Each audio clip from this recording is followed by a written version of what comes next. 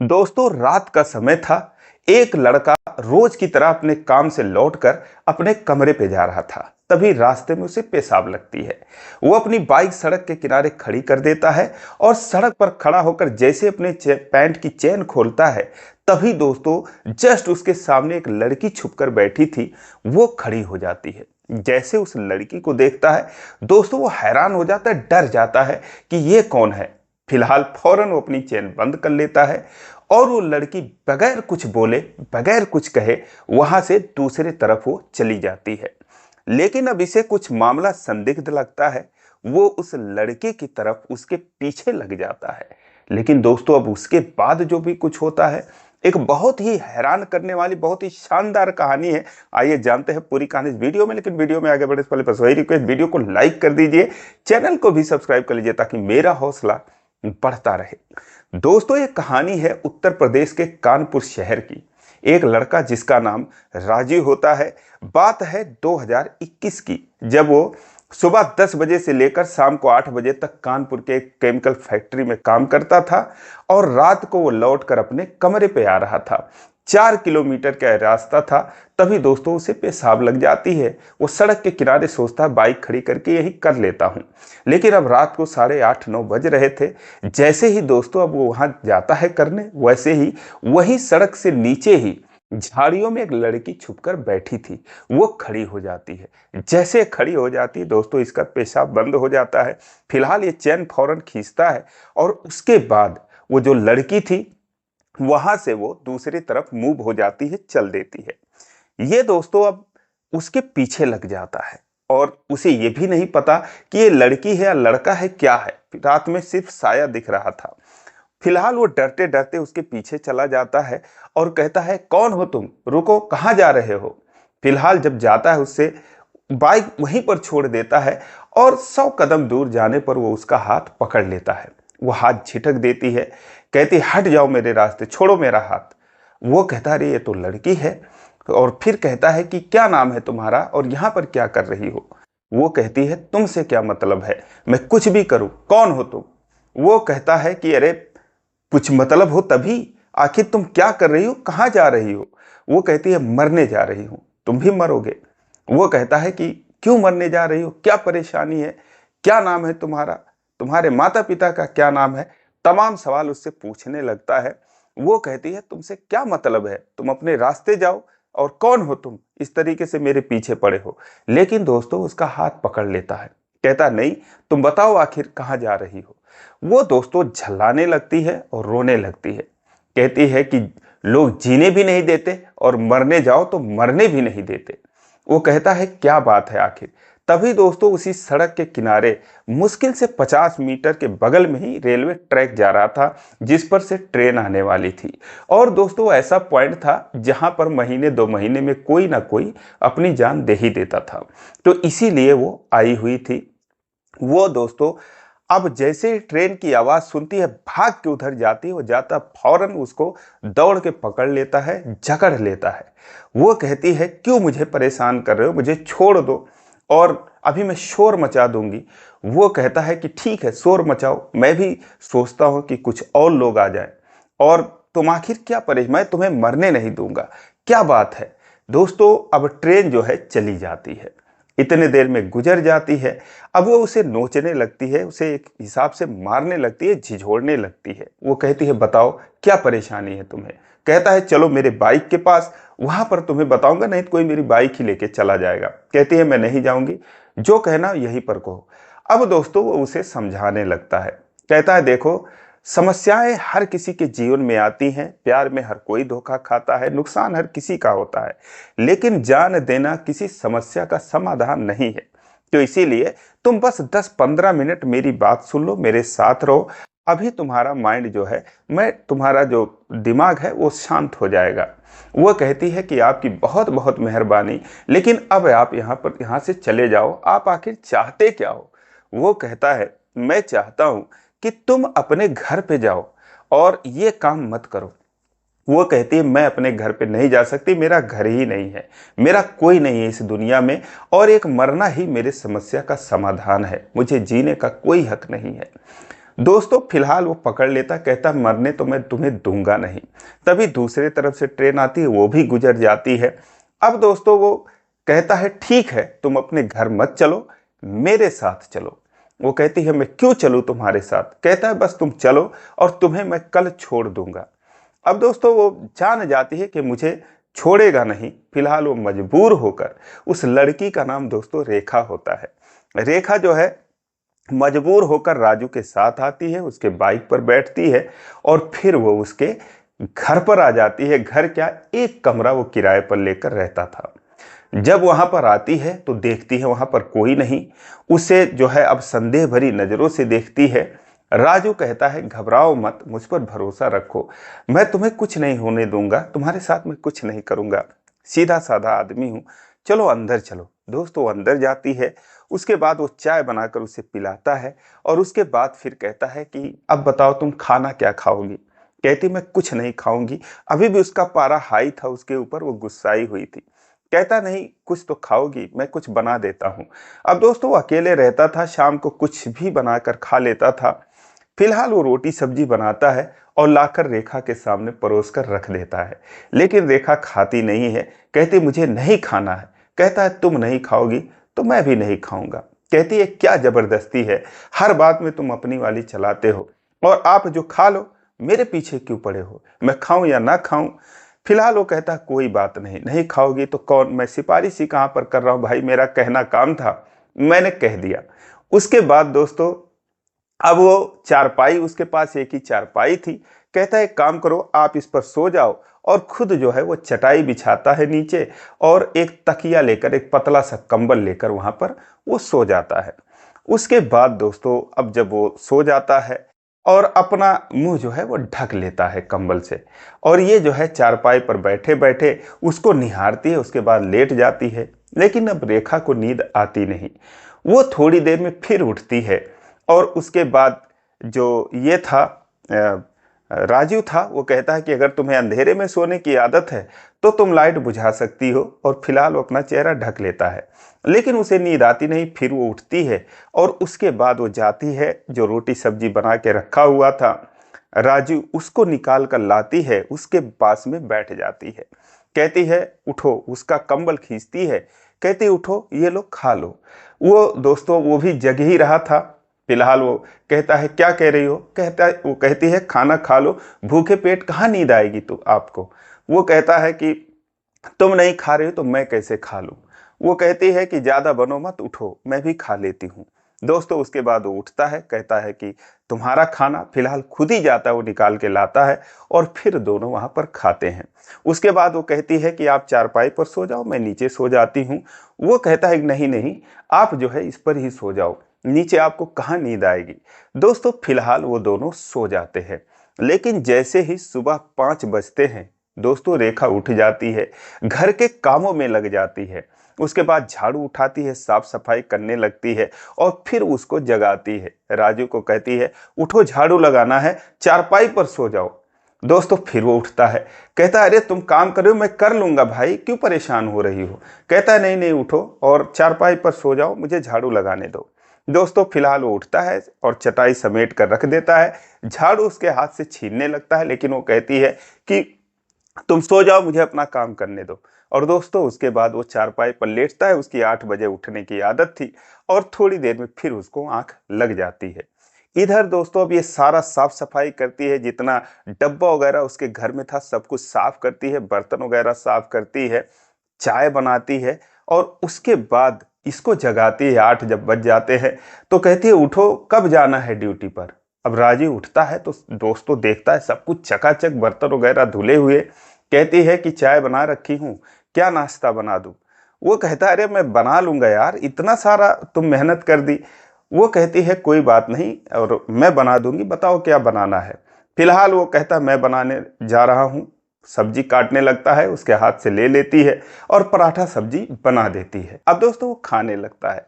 खाते खाते उससे कहता है कि देखो प्यार में हर किसी को धोखा मिलता है, लेकिन इसका मतलब ये नहीं कि तुम अपनी जान दे दो। वो कहती है क्या बक रहे हो, और जो भी मन पे आया जा रहा है कहे जा रहे हो, और कहाँ प्यार वार का कोई चक्कर नहीं है। वो कहता है फिर क्या बात है? कहती है मत ही सुनो, आप जाओ अपनी ड्यूटी, आपको लेट हो रही होगी। फिलहाल दोस्तों वो जो है ड्यूटी जाता है और उससे रिक्वेस्ट करता है कि देखो कोई गलत कदम मत उठाना, जान देने के बारे में बिल्कुल मत सोचना, घर में ही रहना और मैं शाम को जल्दी आ जाऊंगा। उसे 1000 रुपये भी देता है। कहता है कुछ अगर खाने पीने की चीज़ें लानी होंगी तो बाहर से ले आना, और उसके बाद वो चला जाता है। दोस्तों वो तो चला जाता है ड्यूटी, लेकिन इधर जो रेखा होती है वो जो 1000 रुपये उसको दिया था, दोस्तों उन पैसों का वो जाती है और घर के सामान लेकर आ जाती है। जैसे कुछ बर्तन ले आती है, कुछ पावदान वगैरह ले आती है, चद्दर ले आती है, एक राधा कृष्णा की फोटो ले आती है, वो सब लाकर टांग देती है और कमरा एकदम लकालक कर देती है। शाम को दोस्तों वो 6 ही बजे छुट्टी ले लेता है और उसके बाद वहाँ से आते हुए समोसा मोमोस वगैरह तमाम चीज़ें बर्गर वगैरह लेकर वो रेखा के लिए आता है। जब आता है कमरे पर देखता हैरान हो जाता है। दोस्तों सब कुछ कमरा चकाचक बदला हुआ और रेखा जो है नहा धोकर उसका एक लोअर और टी शर्ट पहन रखी थी। वो उसे देखती है तो शर्मा जाती है, दुपट्टा जो है अपना ओढ़े हुए थी।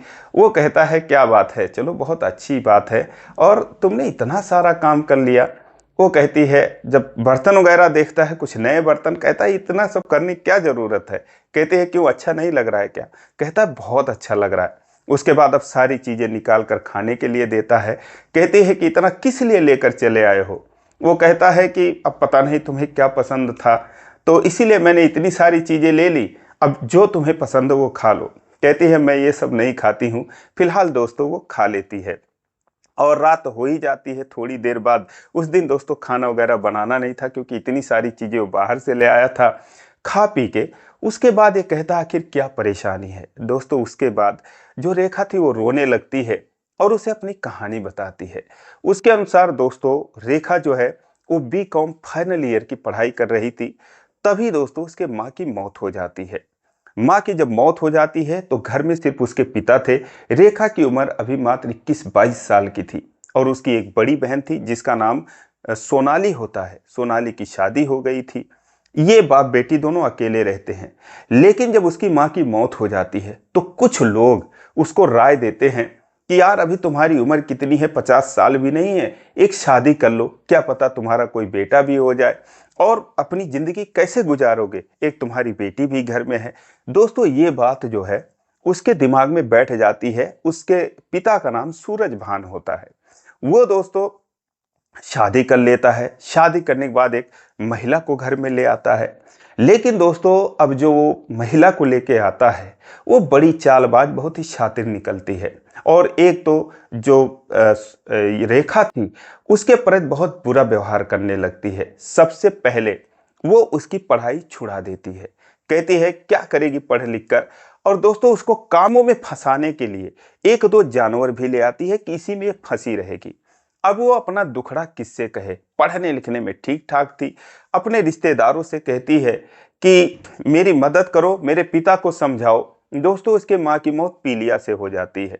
अब रिश्तेदार जो है अब समझाते हैं तो दोस्तों अब जो उसकी माँ सौतेली माँ कहती है वही उसका बाप सूरजभान मानता है। वो कहता है कि भाई अब घर तो इसी को चलाना है, मेरी पत्नी को चलाना है और घर की इनकम बढ़ाने के लिए देखो जानवर वगैरह भी ले आई है, तो अगर ये थोड़ा सा हाथ बटाएगी तो क्या फर्क पड़ जाएगा और मैं कहाँ पढ़ा लिखा पाऊंगा, कौन सा पढ़ने से नौकरी मिल जाएगी। दोस्तों जब पिता से ये बात वो सुनती है तो उसका दिल टूट जाता है। वो सोचती है पिता ही थे, अब ये भी जो है मेरे खिलाफ बोल रहे हैं। रिश्तेदार भी कहते हैं अब जैसा भाई तुम्हारे माता पिता रखेंगे वैसे ही तुमको रहना पड़ेगा। अगर ये चाहते हैं तुम्हारी कहीं शादी कर दें तो शादी करनी पड़ेगी तुम्हें और तुम्हें जो है दूसरे के घर जाना पड़ेगा। लेकिन दोस्तों वो पढ़ना चाहती थी। फिलहाल उसकी जो बहन थी सोनाली वो उसके घर चली जाती है। वो अपने घर बुला लेती है कि चल मेरे घर ही रहना और हम ही तुझको पढ़ा देंगे। लेकिन दोस्तों वहां पर भी जाकर मामला उल्टा पड़ जाता है। जो उसका जीजा था दोस्तों उसका आचरण ठीक नहीं था। वो उसके ऊपर गंदी नज़र रखने लगता है, उसे छेड़ता छाड़ता है। लेकिन वो अपनी बहन से कुछ कहती नहीं। वो सोचती अगर मैं कुछ कह दूंगी तो ये भी घर बिगड़ जाएगा। फिलहाल वो चुपचाप अपने माँ के घर यानी कि अपने पिता के घर आ जाती है। लेकिन वहां पर अब दोस्तों उसका जीना दुश्वार हो जाता है। ये लोग एकदम ठान लेते हैं तो पढ़ना नहीं है, इसकी कहीं शादी कर देनी है, ऐसे ही फ्री में। दोस्तों फिलहाल एक दिन उसकी सौतेली माँ का एक रिश्तेदार आता है, दिन भर मुंह में गुटखा भरे हुए और एकदम टपोरी की तरह आता है। उससे बहकी बहकी बातें करने लगता है रेखा से। रेखा सोचती है ये कौन है, कहाँ से आ गया। बाद में उसको पता चलता है कि वो उसको शादी के लिए देखने के लिए आया था, उसको पसंद करने के लिए आया था। जब ये बात वो सुनती है तो आग बबूला हो जाती है। कहती है मैं अभी तो शादी करूंगी ही नहीं और उस जैसे लड़के से तो कभी नहीं करूंगी। फिलहाल दोस्तों अब उसकी जो सौतेली माँ थी उसके चरित्र पर सवाल उठाने लगती है कि कैसे करेगी, बाहर पढ़ के आई है, ये वो करके आई है, तमाम चीजें। अब इन सब चीजों से वो दुखी हो जाती है, बस समझ जाती है कि हमारा अब कोई नहीं है। और दोस्तों फिर वो वहां से निकलकर करीब 3-4 किलोमीटर दूर पैदल चलकर धीरे से अपने कमरे से निकल जाती है। किसी से कोई लेना देना नहीं, किसी को पता भी नहीं चलता। और वो 3-4 किलोमीटर पैदल चलकर उस रेलवे ट्रैक तक आती है। वहां पर छुपकर बैठी थी कि कोई ट्रेन आएगी और मैं जो है उसके सामने पड़ जाऊंगी। तभी दोस्तों वहां से ये राजू आ जाता है और जैसा कि मैंने बताया, जैसे उसी जगह पर वो खड़ा होता पेशाब करने के लिए जहां पर वो छुपकर बैठी थी। और उसके बाद फिर उसको पकड़कर वो अपने घर ले आता है। जब उसकी ये कहानी राजू सुनता है तो कहता है बस इतनी सी बात है। ऐसे तो दुनिया में बहुत सारे लोगों के पास बहुत सारी समस्याएं हैं। अगर इतनी सी समस्या पे लोग जान देने लगे तो 80-90% तो आज ही खत्म हो जाएंगे। तो एक तुम टेंशन मत लो, और मैं जो है तुम्हें कितना पैसा लगेगा पढ़ने में। वो कहती है मुझे तो 2-3 साल पढ़ना है। कहता कोई बात नहीं, कुछ मैं दे दिया करूंगा, कुछ तुम्हारे लिए काम ढूंढ दूंगा, क्योंकि भाई देखो मैं भी गरीब आदमी हूँ। 16,000 रुपये मुझे मिलते हैं तो मैं 2-4 हजार रुपये तुम्हारे में खर्च कर दूंगा और तुम टेंशन मत लो। कुछ तुम्हारे लिए काम ढूंढ दूंगा तो तुम अपनी पढ़ाई कर लेना। और अगर तुम अपने घर नहीं जाना चाहती हो तो यहीं पर रहो, और अगर तुम कहोगी तो कमरा किराए पर ले देंगे, बहुत ज़्यादा 1000-1200 कमरे का किराया लगेगा। वो कहती है, अब उसे थोड़ी तसल्ली मिलती है। फिलहाल जब वो उसे इतना ढांढस बंधाता है तो सोचने लगती है चलो ठीक है। उसके बाद अब फिर जो है वो ड्यूटी पर जाता है दूसरे दिन, और उसे फिर 2,000 रुपये दे देता है कि अपने लिए कपड़े वगैरह ले आना। और ये भी कहता है कि जो किताबें वगैरह तुम्हें चाहिए मुझे नाम लिख कर दे दो, मैं ले आऊँगा। दोस्तों 2-3 किताबों का नाम लिख देती है और उसके बाद उसे 1,000 रुपये वापस कर देती है। कहती है कपड़े तो मेरे 2 ही 400 में आ जाएंगे। और उसके बाद दोस्तों फिर वो चला जाता है। फिर वो शाम को आता है, किताबें वगैरह लेकर आता है, कुछ खाने पीने की चीज़ें लेकर आता है। आज एक घर को और अच्छे से व्यवस्थित कर देती है, उसके कपड़े वगैरह चादर वगैरह सब धो के सुखा के लाकर रख देती है प्रेस वगैरह करके। ये आता है तो बहुत खुश होता है। अब दोस्तों इस तरीके से जब उस रात वो चटाई पर सोने जा रहा था तो कहती है कि आप चारपाई पर सो, क्योंकि सुबह मैं झाड़ू लगाती हूँ तो फिर मुझे दिक्कत होती है, आपको उठाना पड़ता है, आपकी नींद खराब होती है। कहता कोई बात नहीं यार, इतना साफ सफाई कर दिया, अब 4 दिन तो झाड़ू लगाने की जरूरत ही नहीं पड़ेगी। दोस्तों पहली बार वो जोर जोर से हंसने लगती है। कहती है ऐसा थोड़ी होता है कि 4 दिन झाड़ू ही ना लगे, सुबह शाम झाड़ू लगाना चाहिए, पोछा लगाना चाहिए, साफ सफाई रखनी चाहिए। कहता है मैं तो अकेला रहता था, अब जैसे निकल जाता था वैसे, अब तुमने जो है इसको तो जन्नत बना दिया इस घर को। दोस्तों इस तरीके से अब वो रहने लगते हैं। वो उसके लिए काम ढूंढता है कि कोई ढंग का काम मिल जाए, लेकिन फिलहाल अब जब तक ढंग का काम नहीं मिलता वो उसका बहुत ही केयर करता था, बहुत ही देखभाल करता था और उसके हर ज़रूरत को वो पूरी करता था। जैसे उसे पेन हुआ, कॉपी हुआ, सब कुछ वो जो है उसका ख्याल रखता था। और ये भी दोस्तों उसका बहुत ख्याल रखती थी। उसे छींक भी आ जाती थी, पूछती है क्या हुआ, और सर्दी लग गई, ये हो गया वो हो गया। एक दिन रात को उसकी तबीयत खराब हो गई तो रात भर सिरहाने उसके बैठी रही, उसके सर को सहलाती रही, उसके ऊपर कंबल उड़ाकर उसके ऊपर खुद लेट गई, उसको ठंडी लग रही थी। इस तरीके से दोनों में एक बहुत ही गहरा रिश्ता, जैसे एक जिगरी दोस्त होते हैं उस तरीके से दोनों में दोस्ती हो गई। दोनों एक दूसरे को देखे बिना रह नहीं पाते हैं। जब ये ड्यूटी जाता था तो उसे खाना पैक करके देती थी और कहती थी संभाल के जाना, जल्दी आना। और ये भी जो है जाते वक्त उसे कहता था कि जब भी कोई चीज़ होगी, पैसे वगैरह दे के जाता था, तो तुम बाहर से ले आना और बिल्कुल भी चिंता मत करना। अब दोस्तों इस तरीके से करते करते 3 महीने का वक्त बीत गया। वो उसके लिए कई सारी किताबें ले आया। वो बहुत अच्छे से पढ़ने लगी, बहुत अच्छे से उसका वो घर संभाल लेती है। लेकिन दोस्तों इन दोनों में जो दूरियां थी वो वैसी ही थी। दोनों अपने रिश्ते को बिल्कुल पवित्र रखते हैं। अब दोस्तों 3 महीने का वक्त बीत गया। एक दिन उससे रेखा कहती है कि क्या तुम किसी से प्यार नहीं करते क्या? वो हैरान हो जाता है, कहता है ऐसा तुम क्यों पूछ रही हो? कहती है क्योंकि मैं देखती हूँ कि तुम्हारे फ़ोन पर किसी का फ़ोन वगैरह नहीं आता है, तुम किसी से बतियाते नहीं हो, तो क्या सच में किसी से प्यार नहीं करते? वो कहता नहीं, ऐसी कोई नहीं है, और प्यार क्या करना, जब करेंगे तो शादी ही कर लेंगे किसी से। वो कहती है नहीं, कोई तो होगा, कभी पहले कर रहे होगे या फिर ऐसा कुछ। जब घुमा फिरा के वो पूछती है, कहता नहीं ऐसा कोई नहीं है, ज़्यादा नाम लोगी तो पूछोगी तो मैं तुम्हारा नाम ले लूँगा। अब ये सुनते ही वो कहती है झूठ मूठ में क्यों नाम ले लोगे, जब किसी से प्यार करो तब उसका नाम लो। तो वो कहता है तो फिर तुम पूछ ही ऐसे रही हो। दोस्तों फिर वो चुप हो जाती है, लेकिन कुछ देर बाद उससे पूछती है कि क्या सच में तुम मेरा नाम ले लोगे, क्या सच में मुझे कुछ चाहते हो? वो कहता है यार ये छोड़ो ना, तुम्हें पढ़ाई करना है, पढ़ना है, आगे बढ़ना है, तो इन सब में क्या पढ़ना, छोड़ो, जो दिल में बात रहे उसे दिल में ही रहने दो। लेकिन दोस्तों अब ये सारी बातें होती हैं, तभी एक दिन उसके एक मामा थे जो बेंगलोर में रहते थे। वो बेंगलोर से आ जाते हैं कानपुर में। आते हैं तो अपनी बहन के घर आते हैं। बहन के घर आकर देखते हैं, उनका नाम राम प्रकाश होता है। तो पता चलता है कि जो उनकी भांजी है, उसकी सौतेली माँ कहती तुम्हारी भांजी तो भाग गई। वो उसके पिता कहते हैं, उनसे पूछते हैं वो सूरज भान से। सूरज भान कहते हैं कि वो अपनी बहन के घर गई है, सलोनी के घर गई है। वो सलोनी से जाकर पूछते हैं। सलोनी कहती है मामा उसका तो पता नहीं है, पता नहीं वो कहाँ पर 2-3 महीने से है।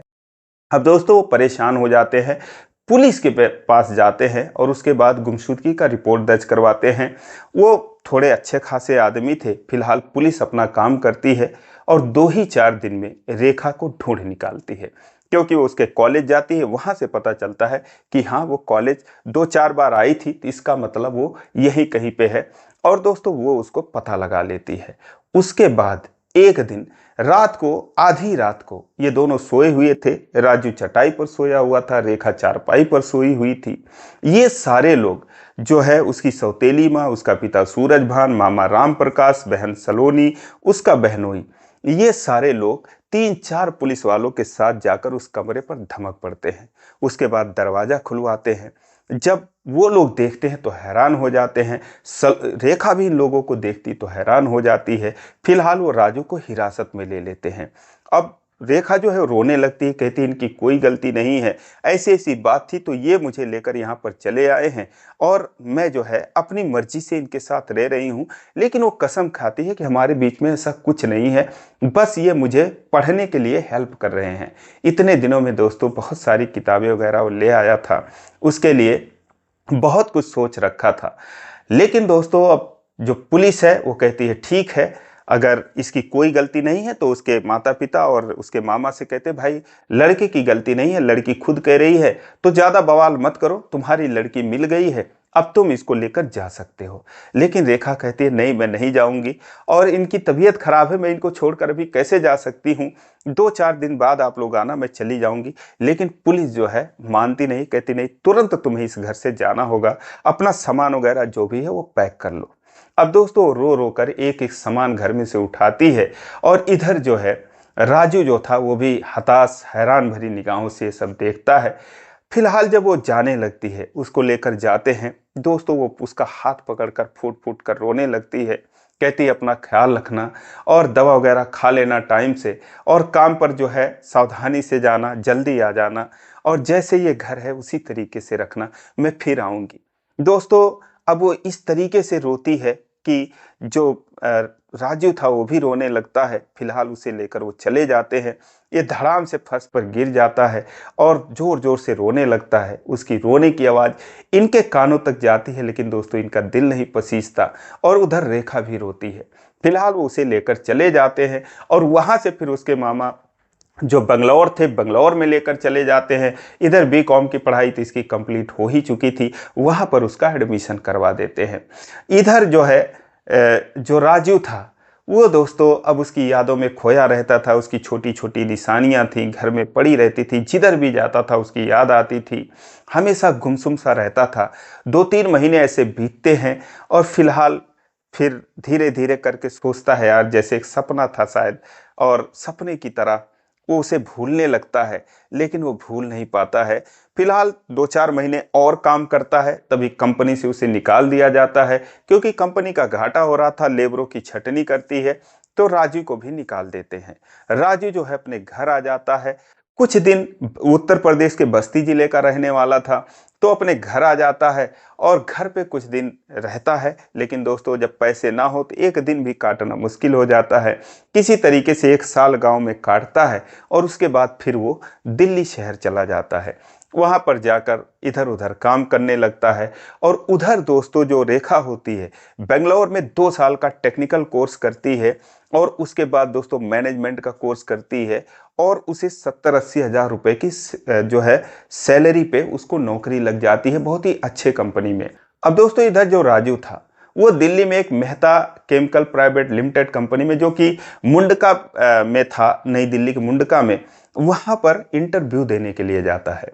इंटरव्यू देने के लिए जाता है, ये बात है 21 अप्रैल सोमवार का दिन था 2025 में। अब दोस्तों जब वहां पर जाता है तो जैसे ही वो कमरे में जाता है दोस्तों, वहां पर 3 लोग इंटरव्यू लेने के लिए बैठे हुए थे। उसी में जो है वो रेखा भी बैठी हुई थी। अब जैसे ही दोस्तों वो रेखा को देखता है तो उसके पैरों तले जमीन खिसक जाती है। वो हाथ जोड़ के उनको नमस्ते करता है और हाथ उसका जुड़ा का जुड़ा रह जाता है। और उधर दोस्तों जब रेखा उसको देखती है तो दोस्तों वो झट से खड़ी हो जाती है और चिल्लाते हुए कहती है, अरे आप कहाँ पर थे। दोस्तों कुर्सी को पीछे अपने धकेलती है और रोते चिल्लाते हुए आती है उसके पास, उसको अपने गले से लगा लेती है, कस के लिपट जाती है, रोने लगती है। और इधर जो 2 लोग और बैठे थे वो सोचते हैं ये क्या हो रहा है, ये कौन है। और ये एक कठोर दिल की जो है रेखा थी, कभी किसी को भाव नहीं देती थी, कभी वो इमोशनल नहीं होती थी। ऐसे लगता था जैसे दुनिया ने इसे कितना सताया है, आज ये मोम की तरह कैसे पिघल गई, क्यों रो रही है। वो हैरान, उनके मन में हजारों सवाल। फिलहाल वो भी अपनी कुर्सी छोड़ कर आते हैं और आकर जो है पूछते हैं, उससे पूछते हैं राजू से कि भाई आप कौन हैं। वो कहता है कि साहब मैं एक लेबर हूँ और क्या हूँ। और फिर वो रेखा से पूछते हैं, रेखा क्या बात है, आखिर कौन है ये। कहती है कि ये मेरे सब कुछ है, मेरे भगवान है, मेरी जिंदगी है, इन्होंने मुझे जिंदगी दी। आज अगर मैं इस मुकाम मुकाम पर हूँ तो इनकी वजह से हूँ। फिलहाल दोस्तों वो अलग एक ऑफिस में जाती है और उससे कहती है आप कहाँ चले गए थे, और मैं कितनी बार वहाँ पर गई, 4 बार गई उस कमरे पे, आपका नंबर भी गायब हो गया, क्या हो गया, आप कहाँ थे। तो अपनी सारी कहानी बताता है कि आपके जाने के बाद मैं बहुत परेशान हो गया, लेकिन उसके बाद मुझे 2-4 महीनों बाद काम से भी निकाल दिया गया। मैं अपने गांव चला गया, वहाँ से जब मेरा काम नहीं चला, पैसे पैसे मोहताज हो गया, दिल्ली आ गया। सारी कहानी बताता है। लेकिन आप बताओ, मैं दिन रात ऊपर वाले से यही दुआ कर रहा था कि आप जहाँ भी हों कामयाब हों, और लगता है ऊपर वाले ने मेरी दुआ सुन ली। वो कहती है कि मैं भी दुआ कर रही थी कि ऊपर वाला मुझे आपसे मिला दे, और आज मेरी दुआ कबूल हो गई और आप मुझे मिल गए। वो कहता है सच में, तो आप मुझे ढूंढ रही थी। कहती है क्यों नहीं। कहता है क्यों। वो कहती है क्योंकि मैं आपसे बहुत प्यार करती थी। उससे लिपट जाती है, कहती मैं आपको एक पल के लिए भी नहीं भूल पाई, आपका लोअर टी शर्ट आज भी मेरे पास है। दोस्तों उसके बाद वो रोने लगता है और दोनों एक दूसरे के गले लग जाते हैं। फिर वो अपने मामा मामी और अन्य रिश्तेदारों से बात करती है, बात क्या करना था उनको अपना फैसला सुनाती है। और दोस्तों उसके बाद 2 ही महीने बाद ये दोनों कोर्ट मैरिज करते हैं, जिसमें राजीव के माता पिता, उसके भाई बहन शामिल होते हैं, और इधर जो है इसके भी रिश्तेदार उसमें शामिल होते हैं। आज दोस्तों ये दोनों बहुत ही खुश हैं, बहुत ही शानदार लाइफ एंजॉय कर रहे हैं। भले ही 80-90 हज़ार उसकी सैलरी है, इसकी 20,000 सैलरी है, लेकिन दोस्तों आज भी जो राजीव है उसके लिए पति परमेश्वर है, और वो भी उसे बहुत प्यार करता है। तो दोस्तों ये कहानी खुद जो है रेखा और राजू ने शेयर करी थी, उनको इसके लिए बहुत बहुत धन्यवाद। दोस्तों ये रही उनकी कहानी। आपको ये कहानी कैसी लगी कमेंट करके जरूर बताएं। इसी प्रकार की कहानियों के लिए इस चैनल को सब्सक्राइब करें, वीडियो को लाइक नहीं किया अभी तक तो लाइक कर दीजिए। फिर मिलेंगे अगले वीडियो में, तब तक के लिए जय हिंद।